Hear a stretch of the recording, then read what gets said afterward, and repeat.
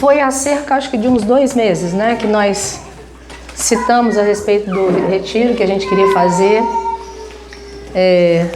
Deus começou a colocar um incômodo no meu coração a respeito de a gente fazer um encontro com os irmãos. E Deus colocou já uma palavra no meu coração. Deus começou a me falar algo a respeito de por que reunir os irmãos novamente, congregarmos num retiro.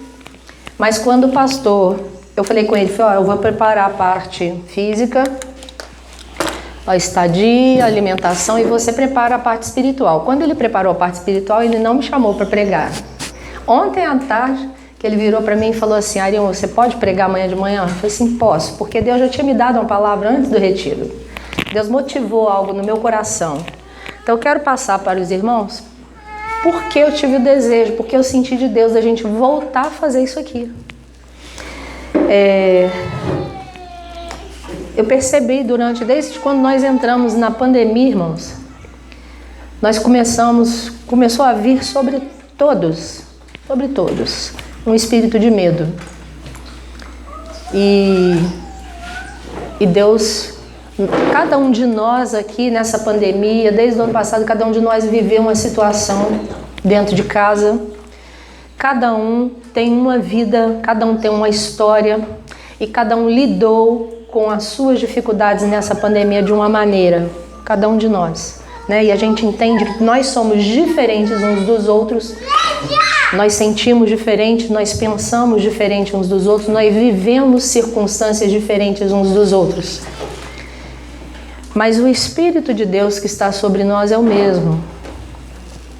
E eu fiquei muito incomodada com o medo que veio sobre a igreja no ano de 2020. A igreja foi tomada, a igreja que eu digo, o povo de Deus de uma maneira geral, a nível mundial, que as pessoas foram tomadas de um medo aterrorizante.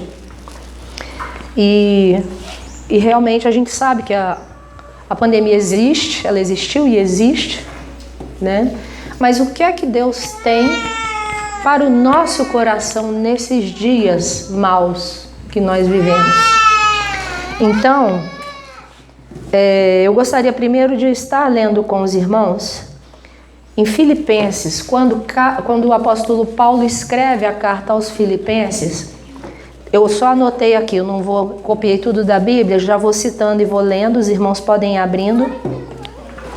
O apóstolo Paulo, ele começa ministrando a igreja de Filipenses assim: olha, o que também aprendestes e recebestes e ouvistes e vistes em mim, isso fazei, e o Deus de paz será convosco. Nós vamos aprendendo a nossa vida, nós iniciamos a nossa carreira cristã no processo de justificação. Quando nós entendemos que Jesus Cristo é o Senhor e Salvador da nossa vida, nós somos justificados pelo sangue de Cristo. O processo da justificação, ele é um processo invisível. Ele acontece no mundo espiritual. Jesus Cristo vem com seu sangue sobre nós e nos justifica dos nossos pecados e nós nos tornamos justos diante de Deus por causa do sangue de Jesus. Isso é um processo invisível que a gente não vê. Depois, o segundo processo é um processo visível, que é o processo da santificação. A santificação é um processo visível e ela vai durar desde o momento da justificação até o momento em que nós vamos entrar na terceira etapa, que é a glorificação, que será um processo visível no mundo espiritual. Nós não vemos aqui, veremos no mundo espiritual. Então a santificação, ela é um processo que vai durar toda a nossa vida. E várias coisas, tudo na nossa vida está atrelado à santificação. A santificação é um processo que nós vamos galgar passo a passo, dia após dia, crescendo em Deus nela. Todos os nossos sentimentos, todos os nossos pensamentos, toda a nossa maneira de analisar as coisas, a maneira de ver a vida e a maneira de lidar com a vida, isso aqui está me prejudicando, está atrelado à santificação. E nós precisamos estar atentos ao que a palavra de Deus diz para que a santificação, ela cresça em nós a cada dia. Para que a nossa fé cada dia tome uma forma mais firme, mais madura, mais consciente e mais consistente no Senhor. A Bíblia diz que o Espírito Santo é aquele que nos convence do pecado, da justiça e do juízo. Então, nós, quando estamos no processo de santificação, o Espírito Santo ele vai operar em nós esse processo. Ele vai nos convencendo das coisas. É Ele que vai trazer o convencimento. Mas quando você ouve a palavra, você é santificado através da palavra que o Senhor Jesus disse, né? Vós sois lavados pela palavra. A palavra vai lavando e vai santificando a gente. Então, quando a gente ouve a palavra de Deus, isso vai entrando na nossa mente, na nossa alma, e o nosso espírito vai sendo regenerado no processo. Bom, como o apóstolo Paulo diz aqui na igreja de Filipe, olha, o que eu aprendi, o que vocês estão aprendendo e vocês estão recebendo e ouvindo, e vocês estão vendo em mim, isso também vocês façam. Eu estou hoje numa idade em que eu aprendi e fui edificada pelos homens e mulheres de Deus que Deus colocou na minha vida. O que eu aprendi, eu hoje passo para os irmãos. Eu passo para os irmãos aqui a respeito daquilo que eu aprendi. Eu sou perfeita? Não. Estou no processo de santificação. Estou aprendendo e vou morrer aprendendo. Mas aquilo que eu aprendi para a minha vida, que me edificou, eu transmito aos irmãos, para que vocês sejam edificados também, na boa palavra. Depois, o apóstolo Paulo também, escrevendo... Aliás, o apóstolo Paulo não. João, quando ele escreve a primeira carta, ele escreve uma carta e tem um versículo que ele é muito forte e que fala assim, olha, no amor não existe medo. Antes, o perfeito amor lança fora todo medo. É a primeira parte do versículo, a parte A desse versículo. No amor não existe medo. Antes, o perfeito amor lança fora todo medo. Quem é o amor?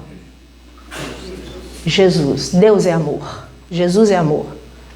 Então, quando Jesus está em nós, quando Deus habita em nós, o Espírito de Deus em nós lança fora o medo. Ele lança fora o medo. E depois, Paulo escrevendo a Timóteo, capítulo 1, versículo 7, na segunda carta, ele diz assim, olha o que Paulo fala para Timóteo.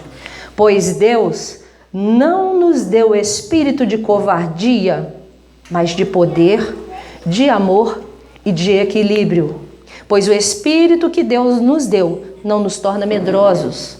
Pelo contrário, o espírito nos enche de poder e de amor e nos torna prudentes. Porquanto Deus não nos concedeu espírito de covardia, mas de poder, de amor e de equilíbrio. Deus não nos deu espírito de medo. Ele nos ensina a ter prudência. Nós somos prudentes. A gente não é burro. A gente é prudente, né? Sede simples como as pombas, mas prudentes como a serpente. A gente tem que ser simples como a pomba, mas prudente como a serpente. Então o Senhor nos ensina a ser prudentes, mas Ele diz que é para a gente não ter medo. Irmãos, na pior das hipóteses, eu não sei se você já parou para pensar nisso, na pior das hipóteses, o que pode nos acontecer aqui nessa terra é o quê? Morrer. Morrer para nós é lucro ou é perda? Eu sei onde eu vou estar depois da morte? Eu tenho convicção, eu sei onde eu vou estar, então eu vou ter medo de quê? De quem? Eu vou ter medo do quê? Deus precisa de uma Covid para me matar? Não. Deus não precisa de uma doença para me matar. Ele me mata na hora que Ele quiser. Sabe por quê? Porque cada um de nós aqui tem prazo de validade determinado por Deus. Na hora que Ele quiser nos levar, nada vai impedir, meu irmão. Nada. Ninguém vai impedir. Não vai.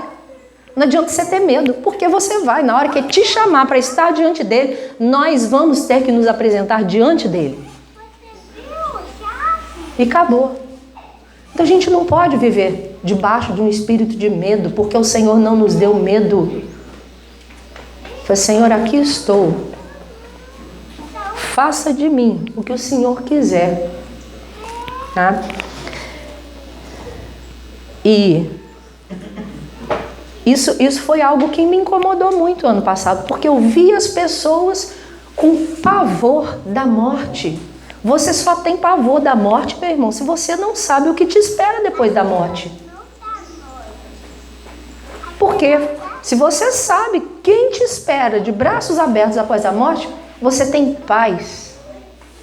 Você tem paz e você vive a sua vida naturalmente, sabendo que na hora que Deus nos chamar, nós sabemos para onde vamos.